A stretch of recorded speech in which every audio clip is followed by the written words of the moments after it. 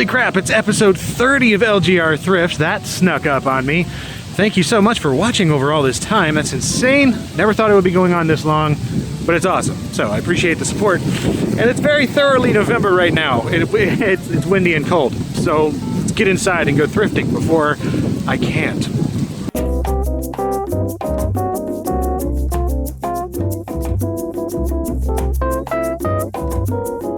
Ooh, that tree is delightfully red. It's almost like it's autumn or something.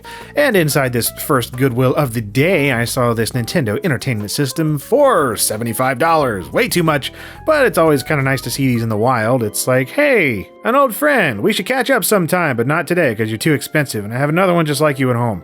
Over in the records and other assorted musical goods, I ran across this one, and wow, what a cover. This is The Magic Carpet. Music of the Middle East. Apparently it's from 1958. Yeah, go figure. Really now. 1958 with a cover like that, I would have never guessed. Oh, hey, here's a couch that's kind of intriguing. Nice leathery feel to it. A little bit of damage there, but I don't need a couch, but I was curious about the price on it, $120. And oh wait, this is not a couch. That looks like it says Cooch. This is a Cooch. $200 Cooch. It's the biggest Cooch I ever saw. Over in the electronics and wires and junk, I ran across this little device by AverMedia. Didn't know this existed back whenever it did. This is an AverKey iMicro. It's just a PC or Macintosh to scanline converter for playing things on your TV. I have other similar devices by other companies. I didn't know that AverMedia did this at one point, so I thought that was kind of neat. I mean, sort of. Nothing I'd ever use, but whatever. Also thought this was pretty neat, at least just the way it looks. This is a GAF 220. It looks like a sort of little instant camera. It was only 75 cents. I was almost tempted just because, I don't know, I like the way it looks and that sort of faux leather kind of going on there. It's just a boxy little retro design and it sort of appealed to me, but that back door is falling off and I don't collect this stuff, but I don't know, looked intriguing. Over into puzzles and board games and whatnot, and oh man, that's a head games game right there. Extreme Bull Rider. Nope. Already have a boxed copy of this because of course I do. And man, I really need to get around to reviewing this sometime and just get it out of the way. And this one is going right back where I found it so someone else can put themselves through that. On to this Goodwill, and it's too cold outside to offer the rock anything, so I'm just going to step on it. And Christmas crud has well and truly arrived. There's icicles and bells ding-a-ling-a-ling. Candles and other assorted junk, and a snowman that has really seen some crap. Just look at those eyes. Quite a selection of ugly sweaters as well, although they were not nearly as ugly as I hoped for. That's okay, I don't really do the whole ugly sweater thing anyway. Speaking of ugly, check out these things. They're shells on like candlesticks. I don't even know. Like this one looks like a legit candle holder up top there, but these other ones, I mean, they're just shells on top of like a stick. I must not have gotten the memo for this type of interior decor. Well, checking out the puzzles and board games and toys and whatnot, looking for PC games. Didn't find any, but I did run across this. This right here is a Merlin, a little electronic game toy thing from 1978. Been looking for one of these for years, actually. But this one was $10. It didn't come with anything else, and that's right on the edge of what I would want to pay for one loose. So I passed on this for now, but I still want to get one of these sometime, preferably with a box and manual. Speaking of stuff missing, check out the DVDs and like media sections over here. Usually these shelves are full, but there's hardly anything in here. They must have unloaded a ton of junk over at the Goodwill outlets or something. And right around the corner in the random crap section, I found a bit of nostalgia here, at least for me. And these are just basic, like Memorex, crappy cassette tapes, 90-minute, but that design is burned into my memory. I had a bunch of these as a kid. I'd record my own stuff on there with the cheap tape recorders. And yeah, the fact that these were still sealed, they had the whole packaging with them, seeing that kind of classic 90s design makes me happy. And just down the way a bit, these salmon-colored chairs just grabbed my attention in all sorts of ways. Not just because of their kind of hideous look, but these little swivel tables on them. Oh, that was kind of unusual.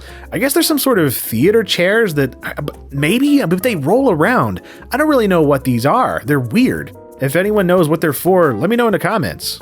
one more red tree in front of one more Goodwill, and inside I immediately see this large piece of furniture with this sliding door on the top, and you know what that probably means. Yes, this is another Magnavox stereo system. It's got a record player, a radio, and an 8-track tape player. I like these things. I would probably never get one, but man, I love the design, those buttons, those knobs, and the fact that it's eating 8 tracks. I mean, that is legit. It's huge, it's got electronics in it, and it's pretty much probably broken, but I just like to look at them. This also grabbed my attention, this little wooden dollhouse here. Pretty simple, but I kind of like that. It just sort of sparked my imagination of the possibilities you could do with this. Like if I were to get this, I would recreate an 80s household in there. Just imagine like a tiny little wood grain TV and a tiny little ugly couch. Like, wouldn't that be awesome? I like miniature stuff, if you didn't know. Over in the electronics here, I noticed this device just sitting there, and then the Philco and Ford logo, and that got my attention.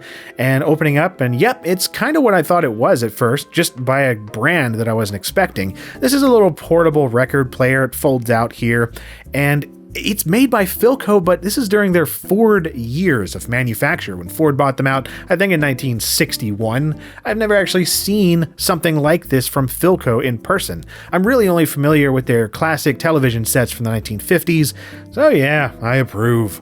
Also, much approval of this weird little doohickey. This is cool. This is what I go to Goodwill for, this kind of stuff. This Videonics sound effects mixer with digital audio. Like it's a sound effects replay thing that has a little ZX Spectrum like rubber keyboard over there, and it lets you add sound effects to your home movies or whatever you're editing through composite audio. That's actually pretty cool, I thought. And down another shelf is another little retro piece of tech that got my attention, mainly because of its design. This is just your General Electric tape recorder, but yeah, I just like the look of it. I like the knobs and this little microphone grill over here. It felt super cheap, but I mean, just look at it. Don't you think it's exciting? On to another Goodwill, because I am not satiated yet. Checking out the media section, and this caught my attention because PlayStation 1, this is Miss Pac-Man Maze Madness, a PS1 game that I did not have. And, I don't really care. It's not like it's anything I've ever heard great things about. Maybe it's good, I don't know. But then I opened it up and saw this little product catalog, and I'm like, okay, it's got this in here. For whatever reason, that just made me think I've got to have this, so I bought it. Also happen to notice this in here with the VHS tapes. This is a VHS tape, but it's a VHS game, remote control casino games, and it comes with some chips and everything. You play casino games on your VCR, and the chips are falling out, but whatever. Look at this. Like, how is this possibly going to work? You're going to play through it once and then you know the results of all your bets? This just seemed entirely too bizarre to me, and I want to cover VCR games at some point, so I am buying this. Tossed in with the random junk over on the other side of the store were a few items of interest, like this Casio digital diary here. It's 128 kilobytes. Imagine all the stuff you could fit into that. I like the fact that it was complete in the box. Kind of tempting to get it, but I didn't. It's just not really my thing. I did have Monopoly here, and this is the CD-ROM edition by Westwood Studios. Yes, the Command & Conquer people. This is actually a pretty cool version of Monopoly, but I already own it. I didn't own this, though. This is Pictionary for the PC. It's a lot more than drawing. Like yelling at your friends when they're awful at drawing, it's that too. I'd never heard of this. I didn't even know this was a thing, so I had to get it. Plus it's in a big box that's in good shape, and yeah, that's like my fetish. Checking out the electronics, and this got my attention immediately. This is a Microsoft Sidewinder force feedback steering wheel, and it comes with Monster Truck Madness 2 and Precision Racing, both of which are pretty cool games from back in the late 90s, and yeah, I just have lots of memories playing with this thing and drooling over it back in the day in computer stores and stuff. Always wanted one, and instead I got an Interact V3, which is a piece of crap. But I'm not going to get it right now. $20 is a bit much, so I'm going to let it sit and come back later, see if it goes down. And just around the corner, holy crap, okay, check this. This is an Apple QuickTake 100 digital camera from 1993. It is complete in the box. The stuff in there looked brand new, like somebody had just opened it here at Goodwill.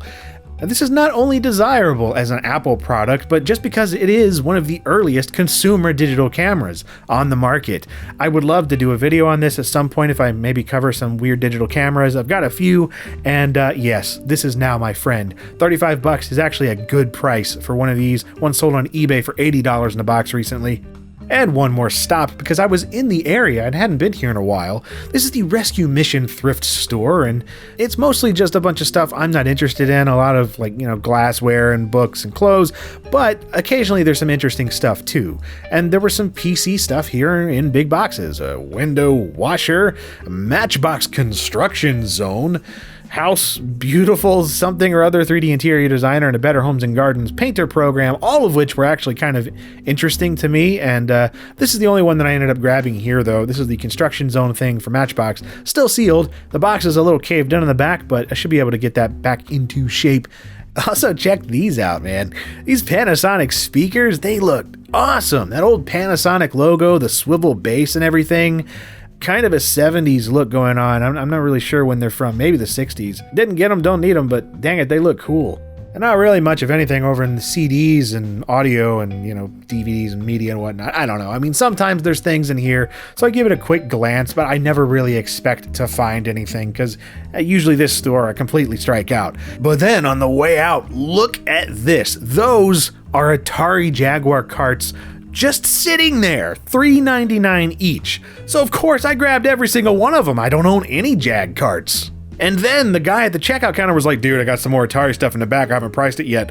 So he brings out this Atari Vader system, which I already have, don't need it. But then, holy crap, an Atari VCS. This is a 6-switch model in here, not a heavy sixer, but a light sixer. And yeah, I'm definitely getting this just for the box. I asked him how much, and he said, I don't know, $10? Yes! And here are the Jaguar games I got. Wolfenstein 3D, Raiden, something or other skiing and snowboarding, Kasumi Ninja, Alien vs. Predator, freaking Doom, Theme Park, Cybermorph, and Brutal Sports Football. $3.99 each. Yeah, that is an absolute steal for Jaguar carts. And that is all for episode 30 of LGR Thrifts. And man, this turned out to be quite a cool little haul, mainly by going to that Rescue Mission thrift store on a whim. Ran across a freaking Atari VCS, a 2600, complete in the box, an Apple QuickTake 100 digital camera, VCR casino game, Matchbox Construction Zone, Pictionary for the PC, Miss Pac-Man PS1 game, and 9 Atari Jaguar cartridges for $3.99 each. And did I mention the Atari 2600 was $9.99? Yeah, this is really such a good deal. I paid a little bit more for that QuickTake 100 camera than maybe I would have liked, but seriously, that is still a good deal for one that is complete in the box. I'm happy with this stuff. It's my kind of stuff. Of course I'm happy. That's what makes me, me. And what makes you, you? Well, apparently a lot of this stuff. Here are your finds that you have sent in to me since the previous episode of Thrifts. All sorts of awesome stuff, so keep on sending me these. And again, thank you for all the support over 30 episodes of LGR Thrifts. Let's keep this going, even though I don't know how winter is going to treat me because that's a little iffy sometimes. But yeah, that is all for now. Thank you very much for watching.